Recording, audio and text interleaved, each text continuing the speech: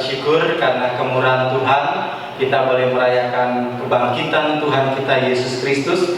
Mari kita bersama-sama menyiapkan hati kita untuk datang menyembah Tuhan. Mari kita berdiri bersama-sama, kita menyanyikan pujian Suci, Suci, Suci.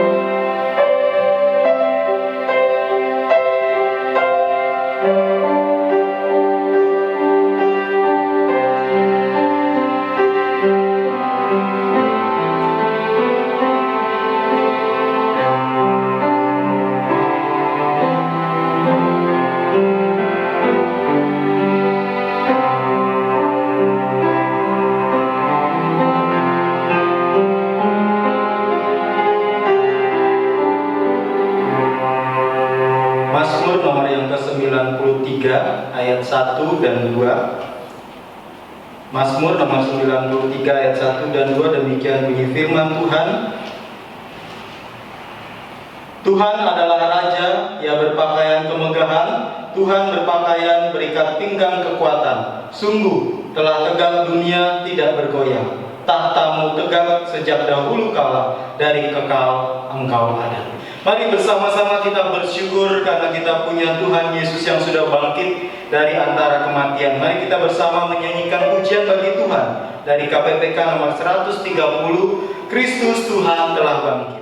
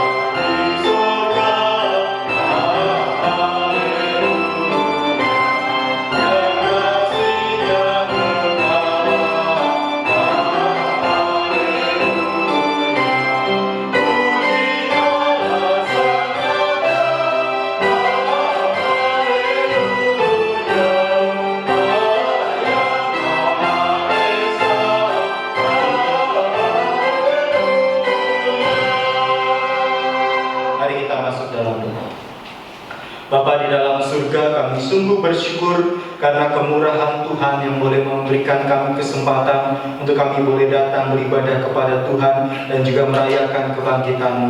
Kami saat ini menyerahkan untuk ibadah pada saat ini Tuhan ke dalam tangan kasih Tuhan. Kiranya Tuhan yang boleh memimpin menyertai setiap kami.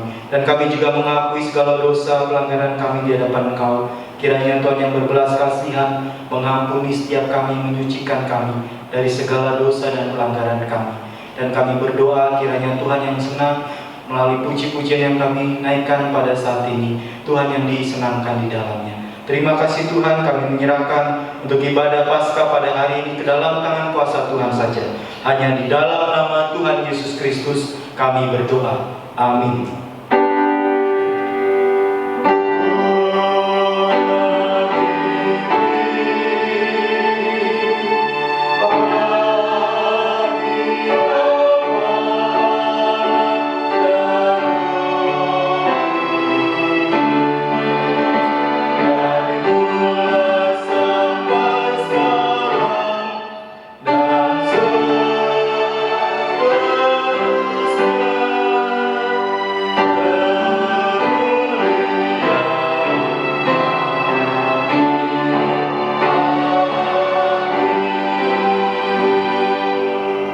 Bapak Ibu Saudara-saudari, silakan duduk kembali.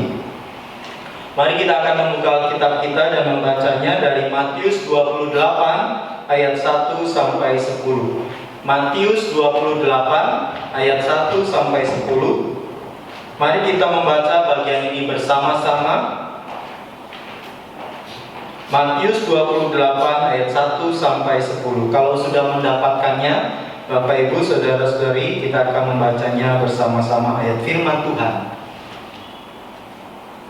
Matius 28 ayat 1 sampai 10, judul perikopnya Kebangkitan Yesus. Bersama-sama ayat 1 sampai 10 kita membaca. 1, 2, 3.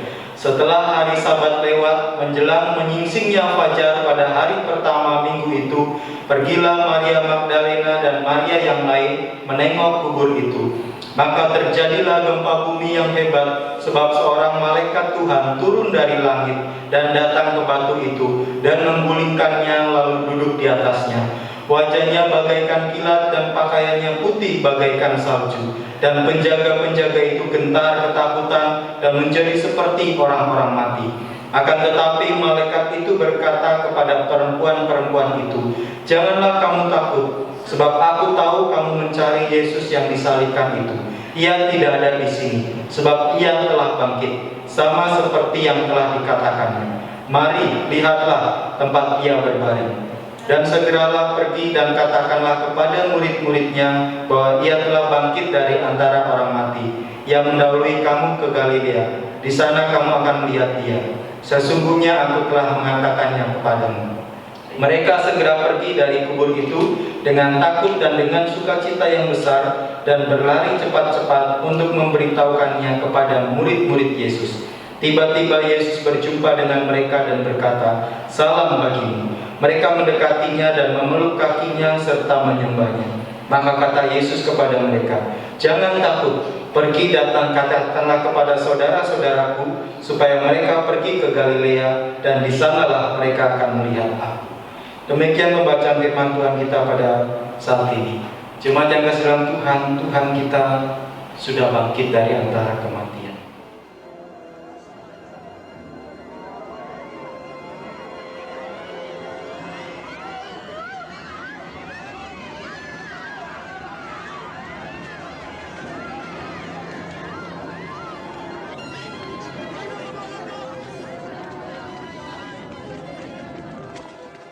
Tabir bait suci terbelah dua dari atas ke bawah.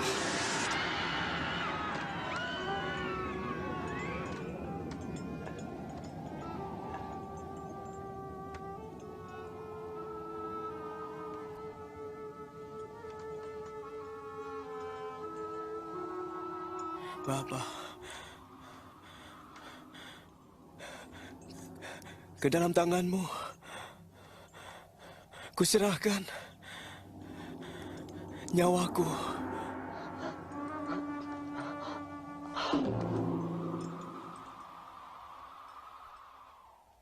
Ketika kepala pasukan melihat apa yang terjadi, ia berkata, Terpujilah Allah. Sungguh, dia ini orang benar.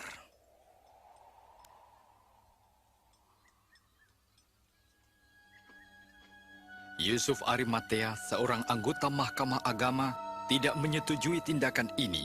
Ia minta izin kepada Pontius Pilatus untuk mengubur Yesus sebelum hari Sabat tiba.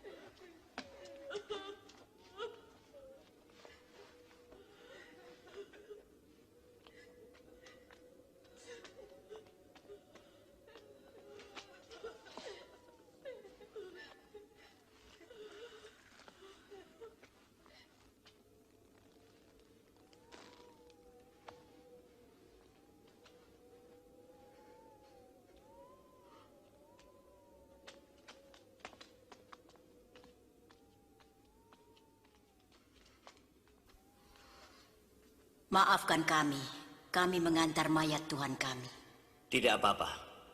Marilah, hari Sabat hampir tiba.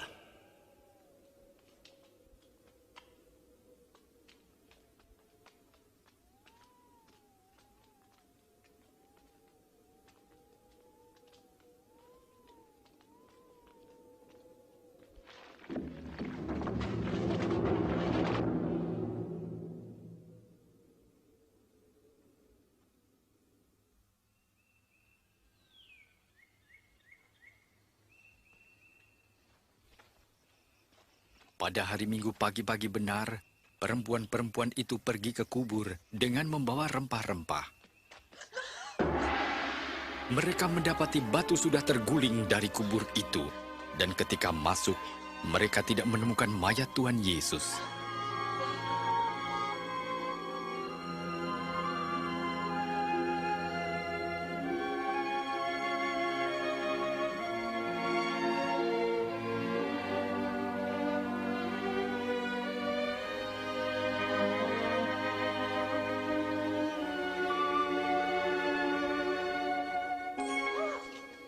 Mengapa kamu mencari dia yang hidup di antara orang mati?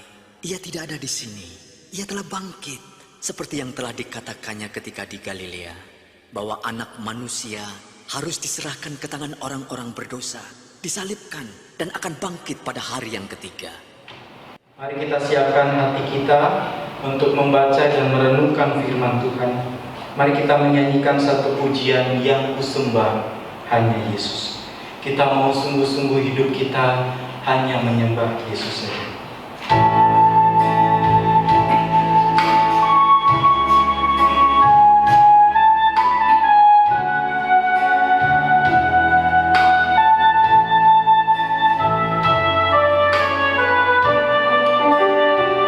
Di tengah kondisi apapun, mari kita hanya sujud menyembah kepada Dia yang sudah bangkit bagi kita. Tuhan Yesus Kristus, yang kusembah hanya Yesus. Yang kusembah hanya Yesus. Yang kupuja hanya Yesus. Yang kusanjung hanya Yesus.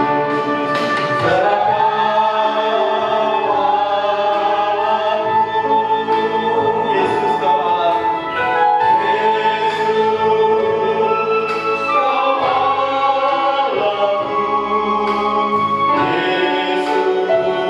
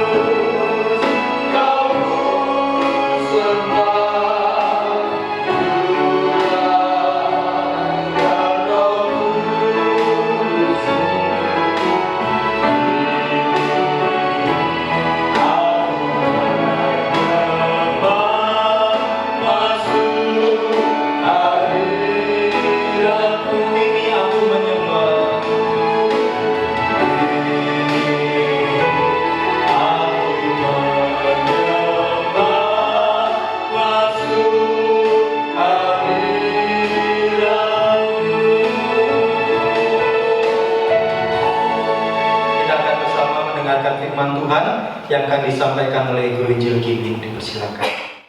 Mari jemaat sekalian, kita datang di hadapan Tuhan, kita berdoa. Bapa kami yang ada di dalam surga, kami bersyukur kepada Tuhan. Kami diberi kesempatan untuk beribadah Paskah di rumah kami masing-masing. Semua karena anugerah Tuhan.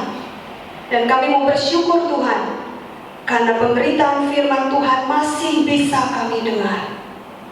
Biarlah setiap kami diberikan hati yang lembut, supaya ketika kami mendengar firman, kami diubahkan oleh Tuhan melalui kebenaran firman. Hidup kami semakin disucikan, dan semangat hidup kami semakin dibangkitkan oleh Tuhan, karena kuasa firman yang kami dengar pada sore hari ini.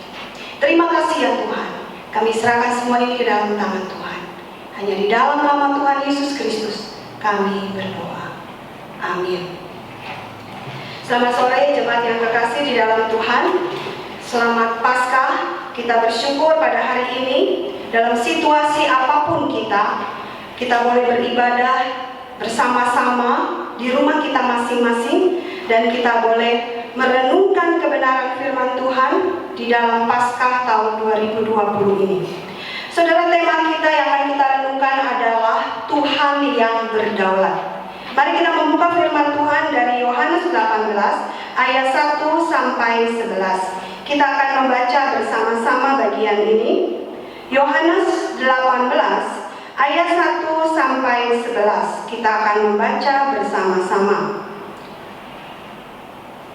Yohanes 18 ayat 1 sampai 11, demikian firman Tuhan. Setelah Yesus mengatakan semuanya itu, keluarlah ia dari situ bersama-sama dengan murid-muridnya, dan mereka pergi ke seberang sungai Kidron. Di situ ada suatu taman, dan ia masuk ke taman itu bersama-sama dengan murid-muridnya. Yudas yang mengkhianati Yesus tahu juga tempat itu, karena Yesus sering berkumpul di situ dengan murid-muridnya. Maka datanglah Yudas juga ke situ dengan sepasukan prajurit dan penjaga-penjaga bait Allah yang disuruh oleh imam-imam kepala dan orang-orang Farisi, lengkap dengan lentera, suluk dan senjata. Maka Yesus yang tahu semua yang akan menimpa dirinya, maju ke depan dan berkata kepada mereka, "Siapakah yang kamu cari?" Jawab mereka, "Yesus dari Nazaret." Katanya kepada mereka, "Akulah dia." Yudas yang mengkhianati dia berdiri juga di situ bersama-sama mereka. Ketika ia berkata kepada mereka, "Akulah dia," mundurlah mereka dan jatuh ke tanah.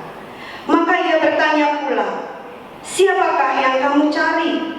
Kata mereka, "Yesus dari Nazaret." Jawab Yesus, "Telah kukatakan kepadamu, akulah dia. Jika aku yang kamu cari, biarkanlah mereka ini pergi." Demikian hendaknya supaya genaplah firman yang telah dikatakannya, "Dari mereka yang engkau serahkan kepadaku, tidak seorang pun yang kubiarkan binasa." Lalu Simon Petrus yang membawa pedang menghunus pedang itu, meletakkannya kepada hamba imam besar dan memutuskan telinga kanannya.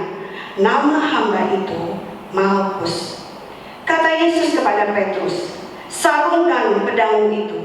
Bukankah aku harus minum cawan yang diberikan Bapa kepadaku?" Saudara yang kekasih di dalam Tuhan, ketika kita berbicara tentang Tuhan berdaulat atas hidup kita, ada banyak pertanyaan yang seringkali susah untuk kita jawab. Kita bertanya, kalau Tuhan berdaulat, menetapkan segala sesuatu dalam hidup kita, mengendalikan semuanya, kenapa harus ada penderitaan? Saudara, ini pertanyaan yang sulit untuk dijawab. Kalau Tuhan melakukan kedaulatan, kenapa harus ada penderitaan? Kalau begitu, berarti Tuhan yang menetapkan penderitaan. Berarti Tuhan yang menghendaki penderitaan itu ada dalam hidup kita.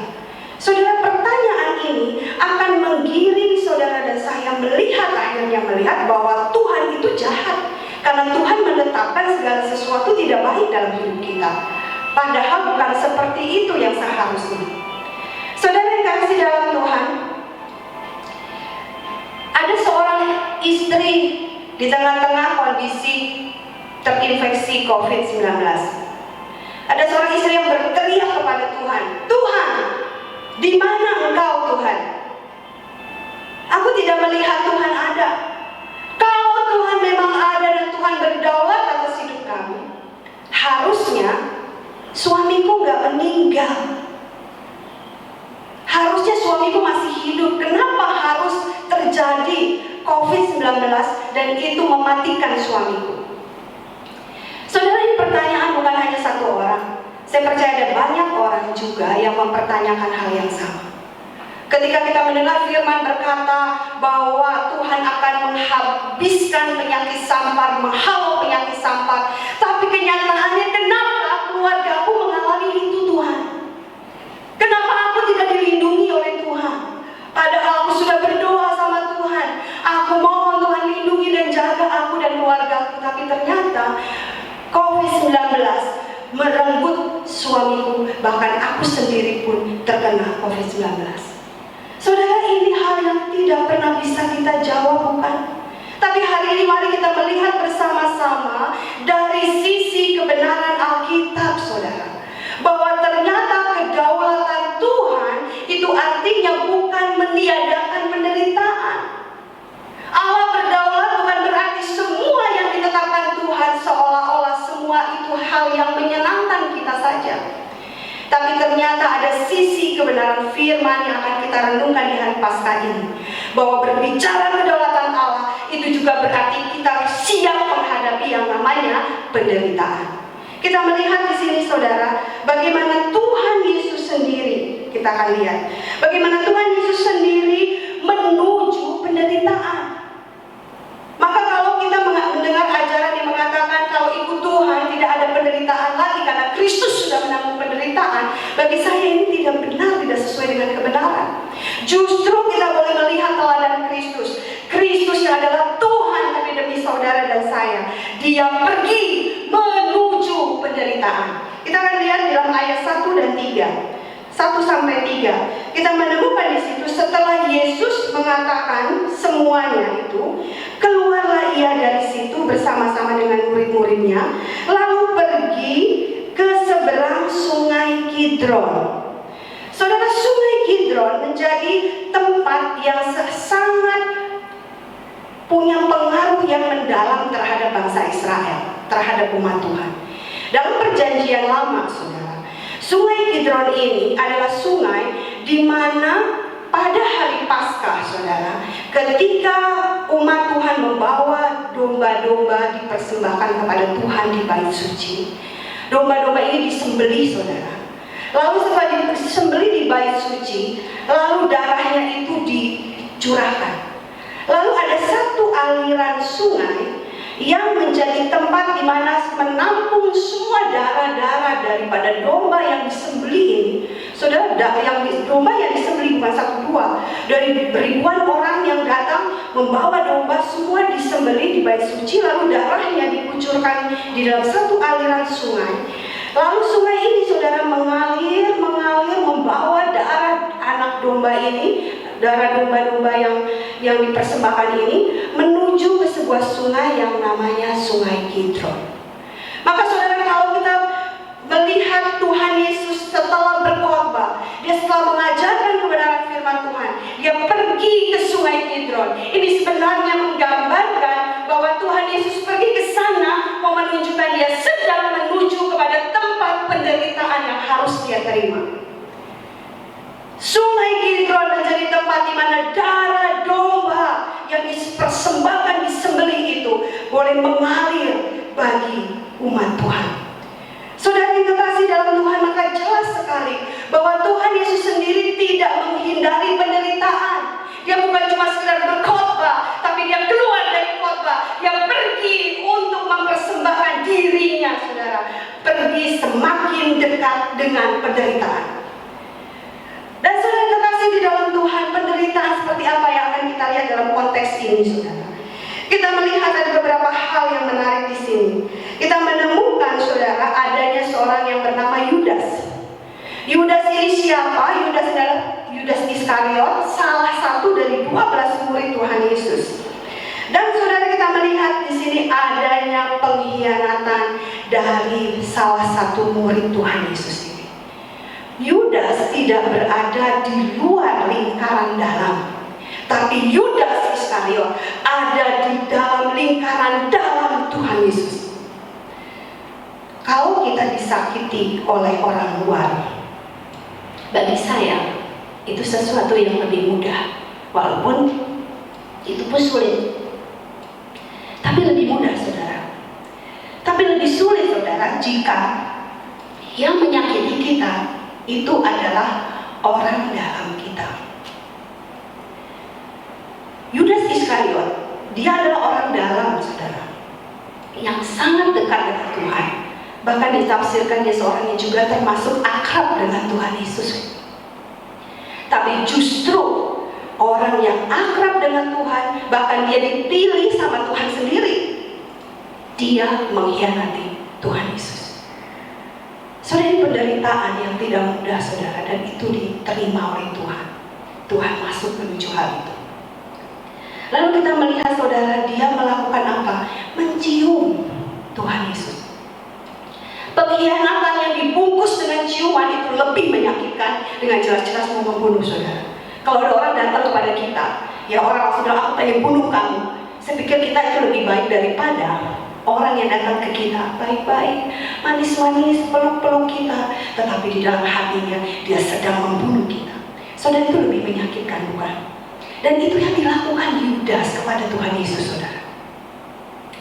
Lalu untuk apa Yudas mengkhianati Tuhan? Yudas mengkhianati Tuhan Yesus yang sudah 3 tahun lebih bersama-sama dengannya, hanya karena 30 keping uang. Hanya karena ini, saudara, Yudas mengkhianati Tuhan Yesus. Maka kita melihat bagaimana gurunya, orang yang sangat selama ini dia akrab bersama-sama, ternyata dihargai hanya dengan 30 keping uang perak. Saudara, ini pengkhianatan yang memberikan penderitaan yang mendalam sebenarnya di dalam diri Tuhan. Dan itu dialami oleh Tuhan. Pengkhianatan Yudas yang akrab dengan Tuhan. Lalu saudara, kita melihat lagi, Yudas tidak sendirian. Yudas tidak hanya bawa 1-2 orang untuk menangkap Tuhan Yesus.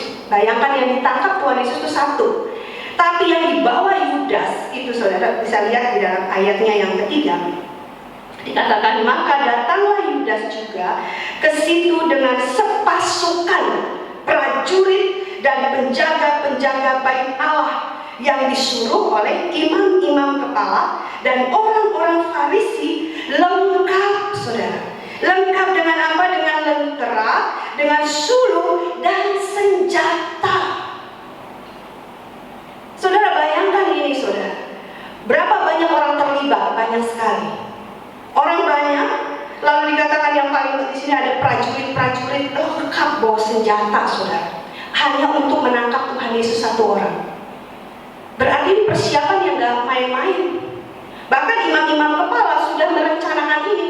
Jadi ada di balik semua ini, ada imam-imam kepala di sana yang sudah merencanakan untuk menangkap Tuhan dan membunuh Tuhan Yesus. Saudara, ini pembunuhan terencana yang sudah direncanakan dengan luar biasa. Pakai senjata lengkap loh, saudara, seperti mau membunuh perampok besar, seperti mau membunuh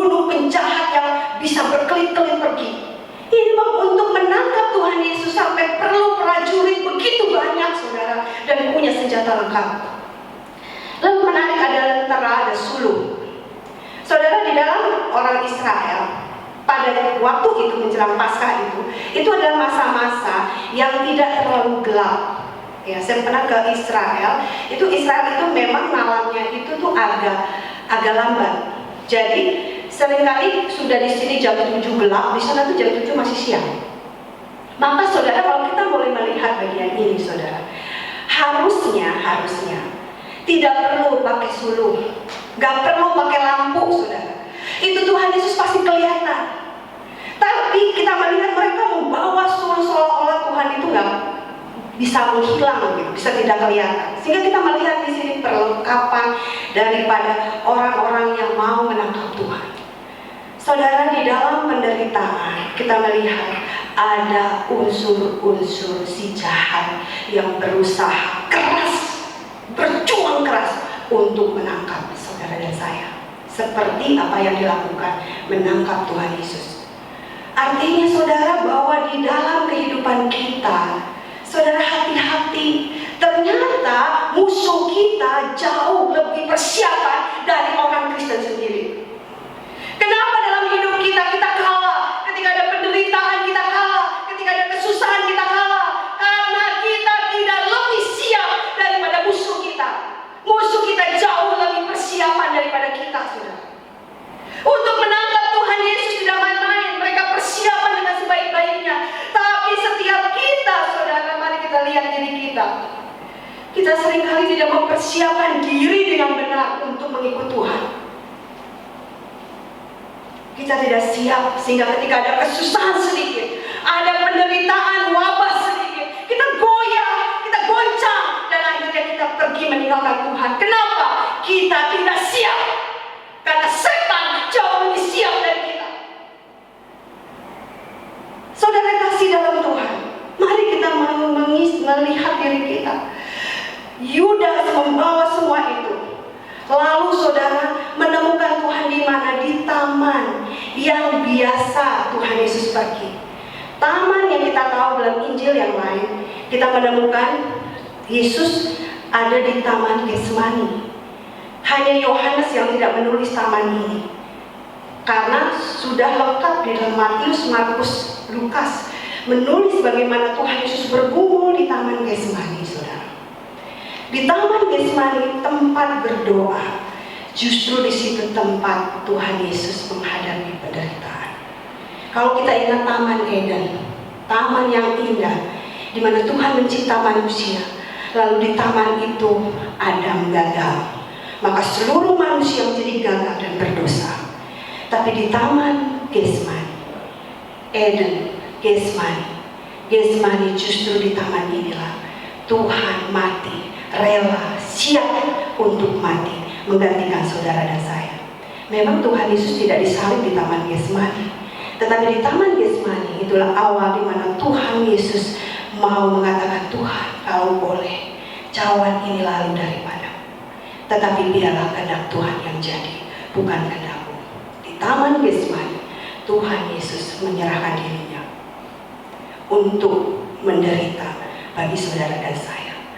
Taman Getsemani harusnya tempat yang kudus, tempat berdoa, tapi menjadi tempat di mana Yudas mengkhianati Tuhan Yesus. Saudara yang kekasih, ini penderitaan yang dialami oleh Tuhan. Maka jelas Tuhan Yesus mengajarkan di dalam kedaulatan Allah, dan ini sudah dirancangkan oleh Bapa. Tuhan Yesus menjalankan apa yang sudah dijalankan oleh Bapa. Ini kedaulatan Tuhan. Maka saudara, ada orang yang mengatakan kalau begitu berarti kita harus melihat jasa Yudas. Karena Yudas, maka Tuhan Yesus akhirnya mati, ditangkap dan mati di atas kayu salib. Coba kalau nggak ada Yudas yang mengkhianati Tuhan, nggak terjadi. Sudah keliru. Memang kelihatannya seolah-olah yang menentukan kematian Tuhan Yesus itu Yudas. Tapi sebenarnya kita salah melihat ini. Kita akan melihat bagian yang kedua, sehingga kita melihat jelas ini adalah kedaulatan Tuhan yang menetapkan segala sesuatu. Kita melihat saudara di ayat yang keempat dan 5. Maka Yesus yang tahu semua yang akan menimpa dirinya. Ia maju ke depan dan berkata kepada mereka, siapakah yang kamu cari? Mari kita lihat, saudara. Maka di dalam kedaulatan Allah, Tuhan sendiri yang mendekati penderitaan. Yang kedua, saudara, Tuhan yang berinisiatif menyerahkan dirinya. Jadi bukan karena Yudas, bukan karena imam-imam kepala punya rencana untuk membunuh Yesus, bukan karena prajurit-prajurit yang menangkap Yesus, tetapi saudara, ini adalah kedaulatan Tuhan. Di mana lihatnya? Karena Tuhan Yesus sendiri yang berinisiatif menyerahkan dirinya untuk ditangkap. Dan saudara, kita melihat Yesus tahu semua yang akan menimpa dirinya. Yesus tahu bahwa dia akan dikhianati oleh Yudas. Yesus tahu dia akan ditemukan oleh Yudas di Taman Getsemani. Karena itu saudara, kita melihat bahwa di ayat yang 2 tadi dikatakan Yudas yang mengkhianati Yesus tahu tempat itu. Maka saudara, tempat itu bukan tempat yang asing. Kalau Tuhan Yesus tidak berinisiatif menyerahkan dirinya, Tuhan Yesus tidak akan pergi ke Taman Getsemani. Dia tidak akan pergi ke tempat di mana Yudas tahu. Dia bisa sembunyi di tempat yang lain. Tapi jelas sekali saudara, ternyata di dalam kedaulatan Allah, Tuhan sendiri memang yang menyerahkan dirinya. Kita lihat dalam ayat 5, jawab mereka akan menangkap Yesus dari Nazaret. Katanya kepada mereka, akulah dia. Yesus saudara, mari kita ingat ya, kalau Tuhan tidak menyerahkan diri, ngapain Tuhan bilang aku dia? Maka waktu Tuhan mengatakan aku dia, ini artinya ini aku menyerahkan diri untuk kau tangkap, menyerahkan diri untuk mati bagi manusia. Saudara, ini satu hal yang perlu kita pelajari di dalam kedaulatan Allah, bahwa Tuhan sendiri mengajarkan bagaimana menyerahkan diri kepada penderitaan. Jadi sekali lagi, tidak ada andil sedikit pun manusia.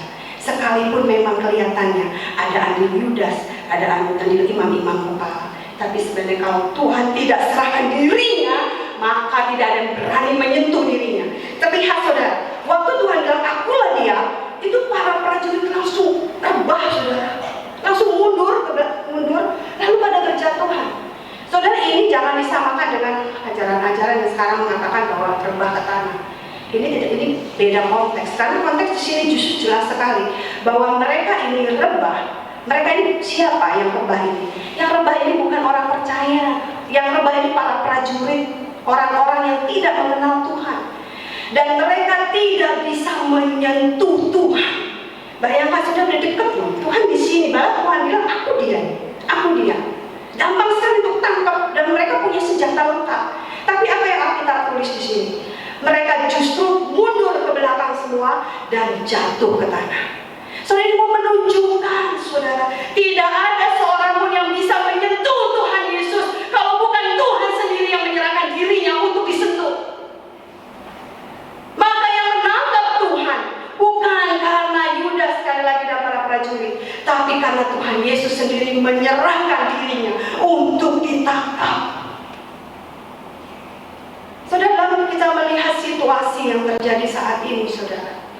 Ketika kita melihat seolah-olah penderitaan begitu dekat dengan kita, kita melihat prinsip ini. Kalau bukan Tuhan yang mengizinkan menyerahkan kita, penderitaan itu menyentuh kita, kita tidak bisa disentuh oleh penderitaan. Tapi, saudara, ternyata penderitaan bukan untuk dihindari, tapi penderitaan justru menjadi satu alat yang harus kita terima, karena Tuhan Yesus sendiri untuk menebus kita melakukannya. Dan yang ketiga, saudara, kita melihat waktu dalam kedaulatan Allah, setelah akhirnya Tuhan Yesus ditangkap. Dalam detik-detik Tuhan Yesus ditangkap, saudara, Tuhan berkali-kali tanya, kamu menangkap siapa? Menangkap siapa? Berkali-kali. Dan mereka bilang, Yesus Nazaret. Tapi mereka tidak nangkap-nangkap. Berarti kita nangkap sekarang, saudara, bahwa ternyata memang di sini kedaulatan Tuhan luar biasa. Pada akhirnya mereka nangkap, tapi ada satu kalimat yang indah. Bagian ketiga, kita lihat, saudara, di dalam ayatnya yang ke-8, yang ke-8. Jawab Yesus, Telah kukatakan kepadamu, akulah dia.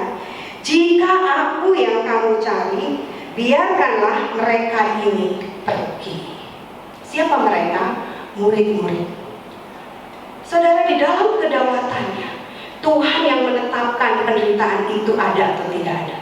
Tuhan yang menyerahkan dirinya, bukan karena orang yang lebih berkuasa kepada lebih dari Tuhan. Tidak ada yang bisa mengalahkan Tuhan. Lalu di sini kita melihat, saudara, Tuhan Yesus mengasihi murid-murid, melindungi murid-murid. Tuhan mengatakan, kalau kamu carinya aku, ya sudah, ini aku. Tapi mereka biar pergi. Saudara, mari kita lihat kasih yang begitu dalam yang diberikan Tuhan kepada murid-murid.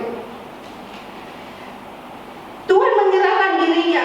Tuhan rela dia yang dicari oleh orang itu, bukan? Tapi Tuhan bilang, tapi murid-muridku, biarkan mereka pergi. Biarkan mereka selamat. Sudah di hati Tuhan yang selalu ada di dalam kedaulatan Tuhan. Dan ini juga yang seringkali kita tanyakan kepada Tuhan. Kita mengatakan, Tuhan, kenapa kau izinkan kesusahan? Engkau tidak mengasihi aku. Engkau tidak sayang sama aku. Sudah lihat, mari kita lihat. Di dalam menyatakan kedaulatannya, saudara. Ketika Tuhan memang yang izinkan penderitaan itu, Tuhan mengatakan, biar aku yang kamu cari itu. Tapi Tuhan menyelamatkan murid-murid. Tuhan tidak membiarkan murid-murid ditangkap. Tapi Tuhan bilang, memohon kepada orang, seolah memohon begitu, saudara. Meminta kepada orang-orang untuk menyelamatkan murid-murid.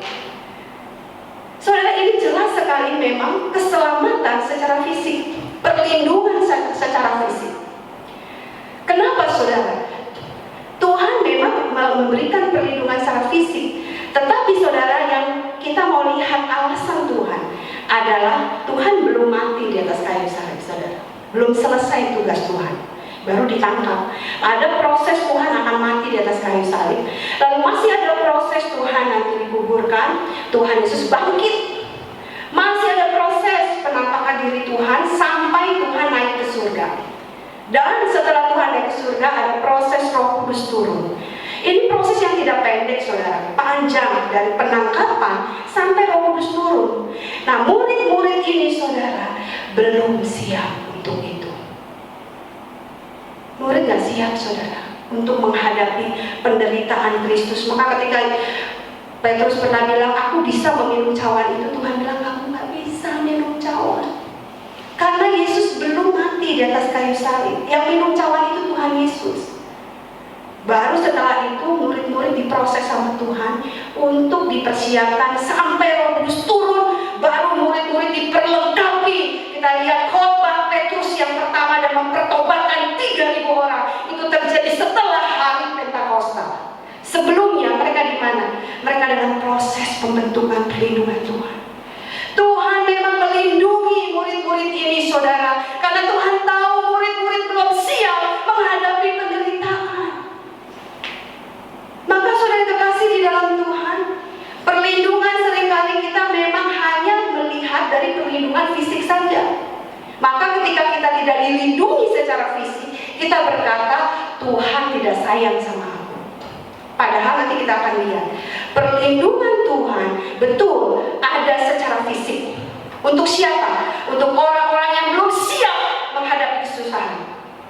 Tapi sebenarnya Tuhan sedang mempersiapkan murid-murid ini untuk dipersiapkan menghadapi kesusahan yang lebih lagi. Dan pada akhirnya perlindungan rohanilah yang harusnya dimiliki oleh murid-murid Tuhan. Kalau kita hanya sekedar bicara perlindungan jasmani, lalu kenapa pada akhirnya berarti harusnya murid-murid gak mati, saudara, hidup terus sampai sekarang? Kalau kita mengatakan harusnya orang Kristen itu bisa mengusir COVID-19, berarti orang Kristen itu, saudara, tidak akan kena COVID-19. Tapi kenyataannya hamba Tuhan banyak yang kena. Lalu kita banyak orang menghakimi, karena dia hamba Tuhan yang lemah imannya. Siapa berani kita menghakimi orang lain seperti itu? Karena saya tahu sendiri yang meninggal karena COVID-19 juga ada hamba Tuhan yang betul-betul cinta Tuhan. Hamba Tuhan yang sungguh-sungguh melayani Tuhan. terlihat dari kematiannya. Setelah kematian, semua jemaat mengatakan dia hamba Tuhan yang baik, hamba Tuhan yang memperhatikan jemaat, hamba Tuhan yang mengasihi jemaatnya. Saudara yang kekasih di dalam Tuhan, mari kita melihat bagian ini, saudara. Lalu kalau kita melihat di sisi ini, Tuhan melindungi dalam proses akhirnya perlindungan secara fisik, bukan hanya fisik saja, tetapi perlindungan secara rohani. Dan saudara, kalau kita melihat murid-murid Tuhan secara fisik, apakah dilindungi terus? Tidak. Setelah proses Roh Kudus turun, murid-murid dipakai luar biasa memberitakan Injil. Saudara, kita bisa melihat bagian rasul, hampir semuanya kecuali Rasul Yohanes. Hampir semua rasul, termasuk penggantinya Matias, pengganti Yudas Iskariot, mereka mati, tidak mati dengan baik. Ada yang mati digoreng seperti Yohanes, minyak mendidih, Yohanes dimasukkan di situ. Ada dipenggal kepalanya. Matius juga diikat, saudara. Lalu ada yang ditarik, dihunus pedang, ada yang mati ditarik kuda, lalu sampai di jalan berbatu-batu. Itu murid Rasul Tuhan yang 12 rasul. 2 orang yang juga mati disalibkan, tetapi disalibkan terbalik, termasuk Petrus salah satunya. Saudara, murid-murid Tuhan, rasul-rasul yang dilindungi oleh Tuhan pada waktu itu secara fisik, saudara. Tapi pada akhirnya kematian yang sangat mengenaskan, kematian yang penuh penderitaan. Tetapi saudara, di sini Tuhan mengatakan bahwa bukan perlindungan fisik yang menjadi tujuan akhir dari semua secara Tuhan menyelamatkan kita. Tetapi sebenarnya Tuhan mau melindungi saudara dan saya dari api neraka, melindungi saudara dan saya dari kematian, melindungi saudara dan saya dari dosa yang mau membinasakan saudara dan saya. Karena itulah dia rela mati untuk saudara dan saya. Saudara, biarlah kita dibukakan hari ini. Kita melihat kedaulatan Allah berarti ada penderitaan. Di dalam kedaulatan Allah berarti Tuhan sendiri yang menetapkan, dan kita harus terima itu sebagai kebaikan. Di dalam kedaulatan Allah ada kasih Tuhan yang melindungi kita, bukan hanya melindungi fisik kita. Tadi dilihat orang yang lemah imannya dilindungi fisiknya, tapi justru orang-orang yang kuatlah yang Tuhan izinkan penderitaan itu seolah-olah mengambil nyawanya. Saudara kasih dalam Tuhan, biarlah setiap kita boleh melihat ini. Maka ketika Petrus mengambil pedang lalu mulai menghunus pedangnya ke telinga Malkus, Tuhan Yesus tidak bilang, terima kasih Petrus, kamu nolong saya, kamu bela saya, kamu jempol dari murid-murid yang lain pada ketakutan, kamu hebat. Enggak, Tuhan justru menegur. Kenapa saudara? Bukankah dibela sama Petrus? Di sini kita melihat saudara, ada hal Tuhan yang sudah berdaulat menetapkan bahwa Tuhan Yesus ditetapkan untuk apa? Untuk mati, untuk meminum cawan lain. Tapi apa yang dilakukan Petrus? Petrus tidak setuju dengan ketetapan ini. Petrus melawan ketetapan ini. Berarti dia sedang melawan kedaulatan Tuhan. Dia tidak terima kalau Tuhan harus mati, padahal ini kedaulatan Tuhan, saudara. Maka di sini Tuhan menegur Petrus karena Petrus tidak taat kepada kedaulatan Tuhan. Maka respon kita harusnya, saudara, ketika kita tahu bahwa ini adalah segala sesuatu yang Tuhan sudah tetapkan atas kita, bukan kita menengking-nengking itu supaya pergi dari hidup kita, tapi kita harus terima dengan ketaatan kepada Tuhan dan percaya Tuhan tetap memberi perlindungan kepada kita. Mungkin fisik ini kelihatan tidak dilindungi, percaya ketika kita percaya kepada Tuhan Yesus yang mati dan bangkit, kita mengalami keselamatan, perlindungan rohani dari Tuhan. Saudara, ini yang harus kita beritakan. Di zaman-zaman sekarang kita sedang menghadapi wabah COVID-19. Mari kita tidak responi dengan ketakutan seperti beberapa murid yang lain yang belum siap menghadapi penderitaan yang dilindungi oleh Tuhan. Atau kita juga jangan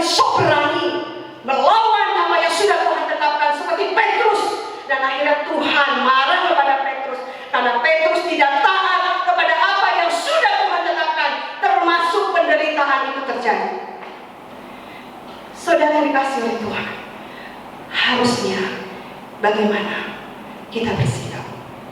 Mari saudara, di hari Paskah ini kita tidak menjadi orang yang melawan Tuhan, mengatakan virus ini tidak akan terjadi, virus ini kita lawan karena ini di luar daripada apa yang dijanjikan Tuhan. Tidak.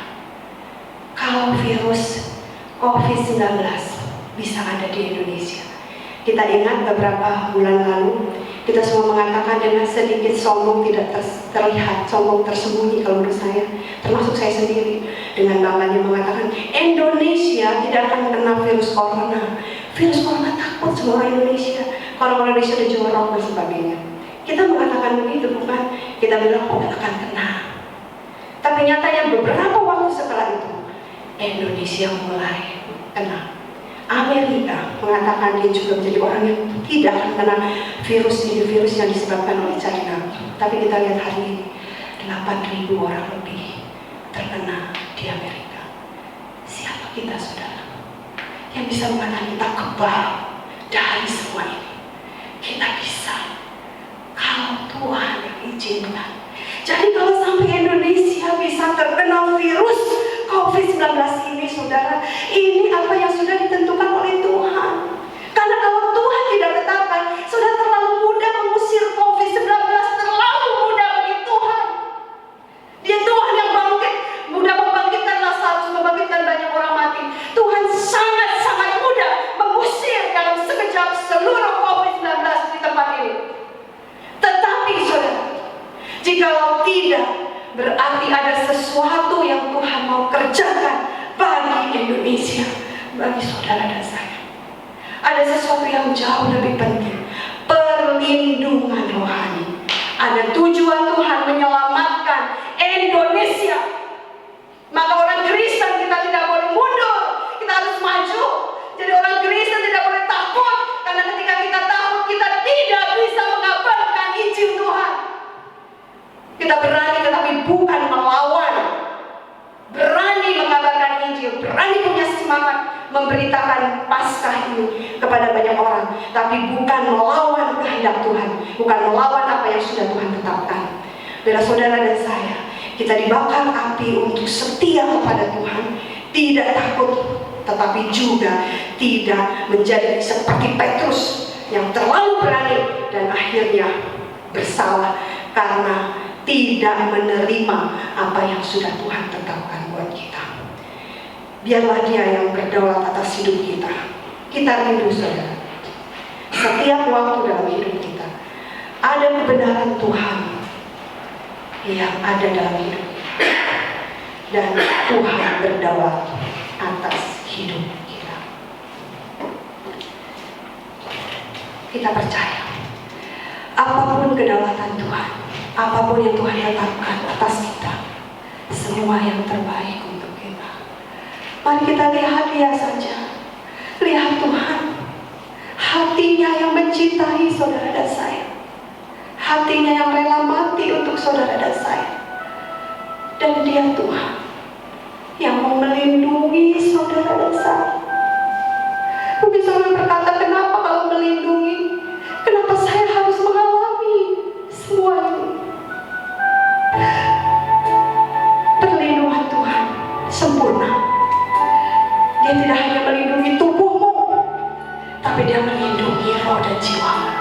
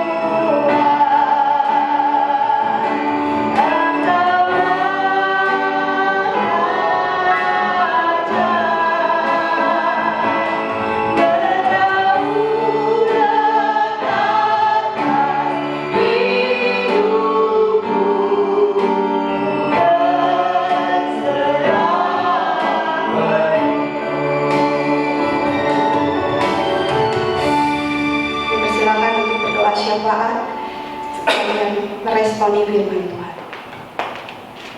Tuhan Bapa kami yang berkata dalam kerajaan surga, terima kasih ya Bapa, karena pada kesempatan ini kami masih Engkau berikan kesempatan untuk bisa hadir di hadapan Tuhan. Tuhan, kami mengucap syukur karena kami masih boleh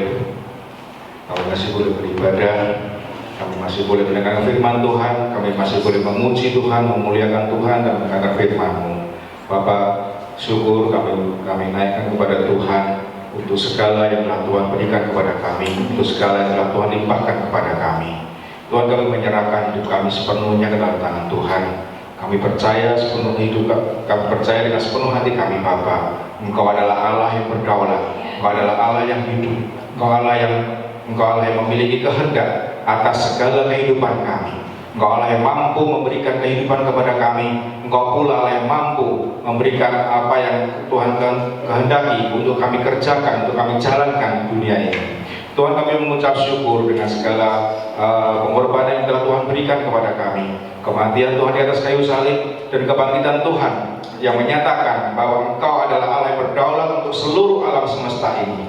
Engkau Allah yang memiliki kuasa, Engkau Allah yang memiliki kehendak untuk seluruh apa yang terjadi di dalam kehidupan manusia ini. Terima kasih Tuhan, karena kebangkitan-Mu menyatakan bahwa kami memiliki harapan hidup yang kekal di hadapan Tuhan. Karena kebangkitan-Mu kami memiliki jalan untuk menjalani kehidupan ini dengan lebih baik lagi dari hari ke hari. Bapa di surga, kami menyerahkan untuk seluruh jemaat Tuhan di tempat ini ke dalam tangan Tuhan. Kami serahkan kehidupan kami pribadi lepas pribadi ke dalam tangan Tuhan. Kami tahu Tuhan pada saat ini mungkin di antara kami semuanya mengalami kesulitan ataupun masalah yang berbeda-beda. Tetapi kami percaya hanya satu Tuhan yang kami sembah, hanya satu Tuhan yang kami puji, hanya satu Tuhan yang kami muliakan, dan hanya satu Tuhan yang mampu memberikan jalan keluar kepada kami. Tidak ada jalan lain selain daripada nama Tuhan Yesus Kristus yang kami sembah. Bapak, kami menyerahkan apapun pekerjaan kami, apapun kondisi kami, baik kami sebagai pelajar, maupun kami sebagai pengusaha, maupun kami sebagai karyawan, ataupun yang lainnya pula ya Bapak. Kami serahkan diri kami sepenuhnya dalam tangan-Mu, dan biarlah di dalam setiap apapun juga yang kami kerjakan, kami semuanya menambahkan kasih Kristus di hadapan kami, dan kami semua memuliakan nama Tuhan. Tuhan Yesus juga kami juga menyerahkan Tuhan anak kami yang saat ini sedang studi teologi dimanapun mereka berada. Kami mengucap syukur karena Tuhan mau panggil anak-anak Tuhan di tempat ini. Kami mengucap syukur karena Tuhan mau pakai anak-anak kami untuk melayani Tuhan penuh waktu pada waktunya nanti. Dan kami bersyukur Tuhan karena Tuhan berikan suatu penghargaan yang luar biasa kepada gereja kami, kepada anak kami, dan kepada keluarga kami. Karena kami tahu Tuhan, itu bukan karena anak-anak kami yang mau. Kami tahu itu bukan karena kami yang mampu atau kami yang bisa mendidik mereka, tetapi semuanya adalah karena Tuhan yang berkehendak supaya anak-anak ini boleh Tuhan pakai untuk pekerjaan Tuhan, di mana tuai yang semakin banyak dan pekerja harus semakin ditambah agar nama Tuhan dimuliakan dan banyak jiwa yang diselamatkan. Kami menyerahkan anak kami semua ke dalam tangan-Mu ya Bapa. Didiklah mereka dan pakailah mereka sesuai dengan kehendak Tuhan. Bapak, kami juga berdoa untuk seluruh anak-anak kami yang studi, baik yang saat ini masih ada di luar negeri maupun yang terpaksa harus pulang karena kondisi wabah COVID-19 yang belum bisa sepenuhnya dikuasai. Tetapi kami percaya Tuhan, kami menyerahkan seluruh anak kami dalam tangan Tuhan.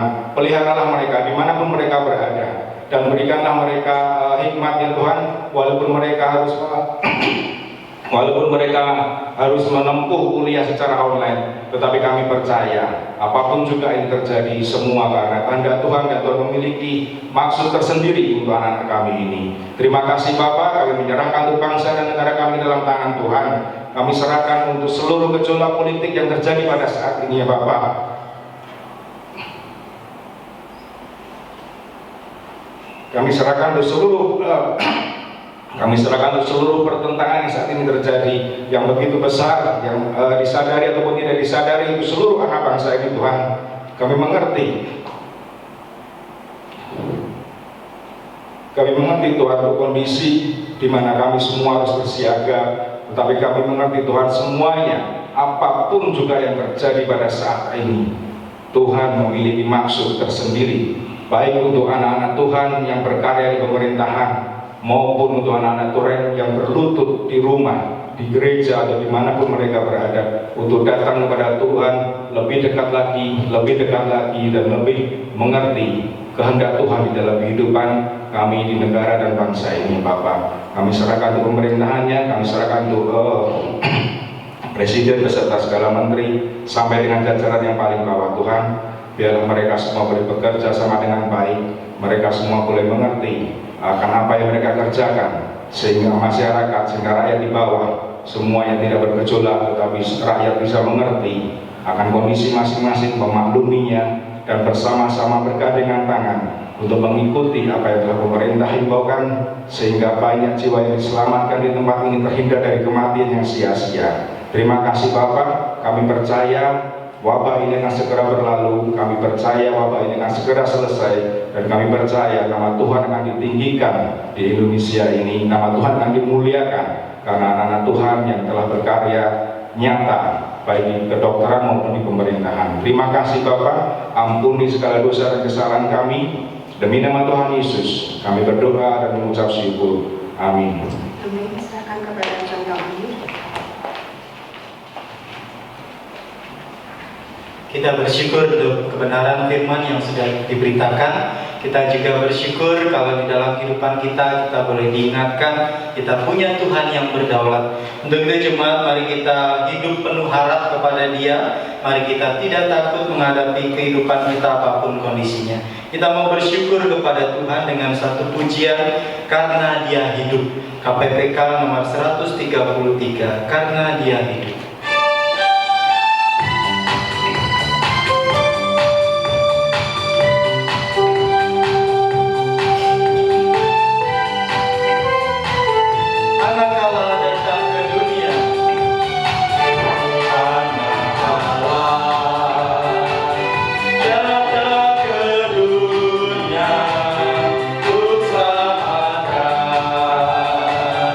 Yang berdosa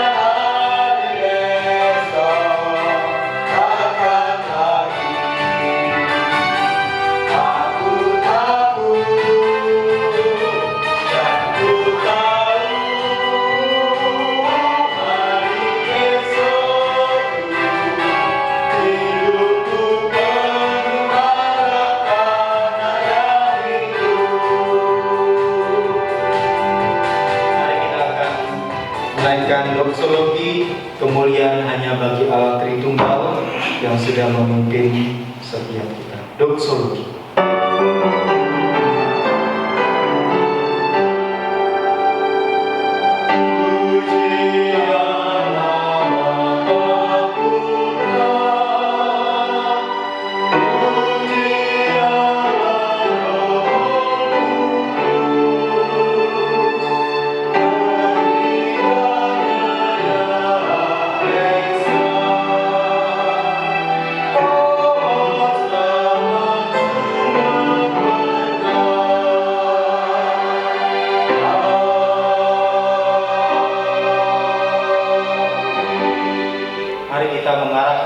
Kita dengan penuh harap kepada Allah yang kita kenal di dalam nama Tuhan Yesus Kristus, Allah yang berdaulat di dalam kehidupan kita, dan kita mohonkan berkat daripadanya.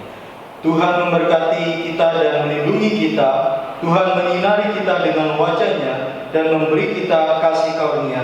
Tuhan menghadapkan wajah-Nya kepada kita dan memberi kita damai sejahtera. Kiranya damai sejahtera dari Allah Bapa dan Tuhan kita Yesus Kristus, kekuatan dan penghiburan dari Roh Kudus menyertai kita mulai hari ini sampai selama-lamanya.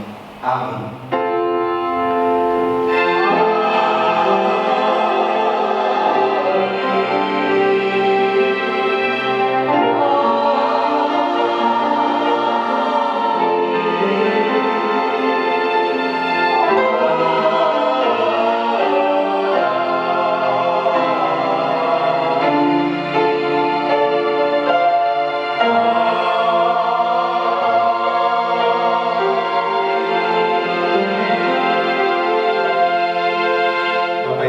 Saudari, persilakan duduk kembali. Saat teduh selesai.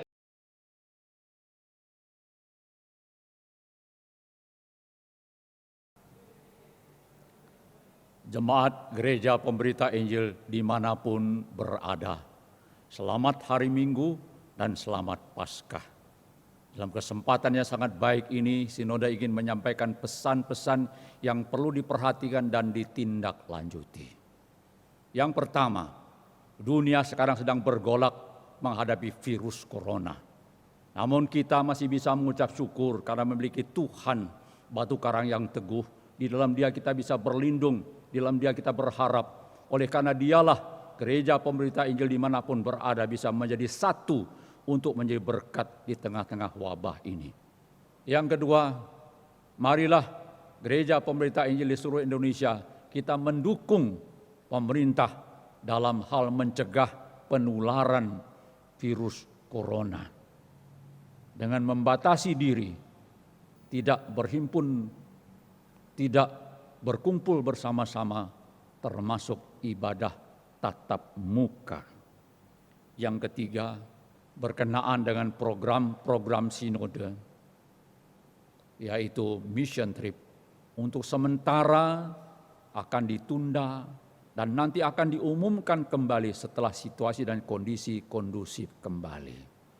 Dan yang keempat, kita mengetahui dunia dan kita berusaha keras untuk mencari jalan yang terbaik untuk keluarga, untuk usaha, untuk pelayanan, untuk masyarakat. Dan kita yakin dan percaya dan beriman kepada Yesus Kristus yang bangkit dari kematian menjadi sumber kekuatan dan pengharapan kita. Oleh sebab itu, jerih lelah kita tidak akan sia-sia. Demikianlah apa yang dapat kami sampaikan pada saat ini. Sekali lagi, selamat Paskah, selamat melayani, Tuhan beserta. Amin.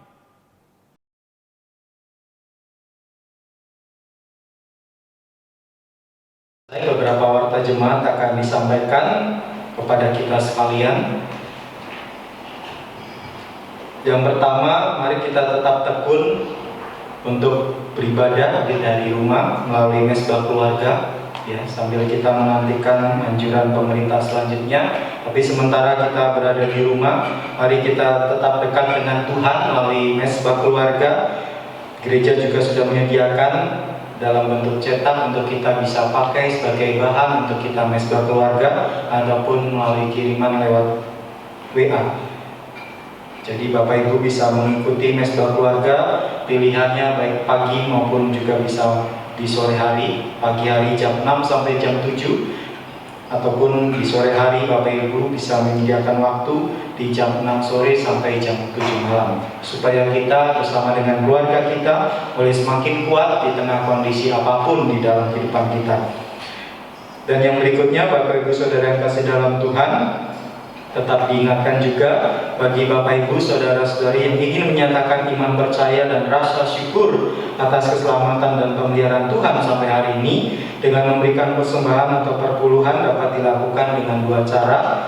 Yang pertama bisa dengan cara transfer ke rekening BCA nomor 2380753360 atas nama Lukas Kustejo _Eko Nugroho. Bapak Ibu bisa menyebutkan tujuan transfer dan juga bukti transfer bisa dikirim via WA ke nomor Bapak Ari Budianto di 0878 3092 7831 atau ke WA Bapak Vidianto di 0878 3092 8375. Bisa juga dengan memakai amplop sendiri ditutup rapat untuk kemudian diserahkan kepada majelis atau juga bisa diserahkan kepada guru Injil Kimbin. Tuhan memberkati jemaat sekalian.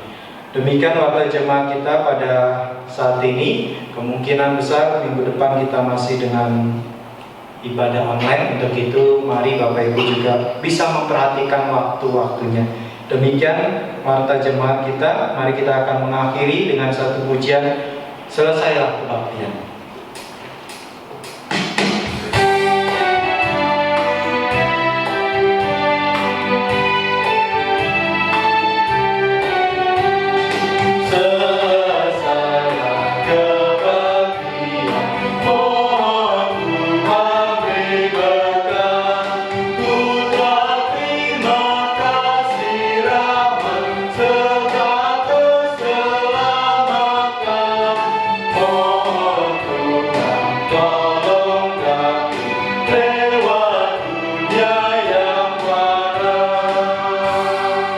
Yang selesai, Tuhan Yesus memberkati kita sekalian.